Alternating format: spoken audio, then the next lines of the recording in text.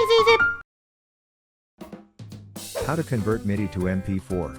Go to ezyZip.com and click on Convert Videos, then navigate to Convert MIDI to MP4. Click Select MIDI file to convert. To open the file chooser or drag and drop the MIDI file directly onto ezyZip. You can choose the instrument sound that will be used for MIDI conversion. You can also add custom cover image.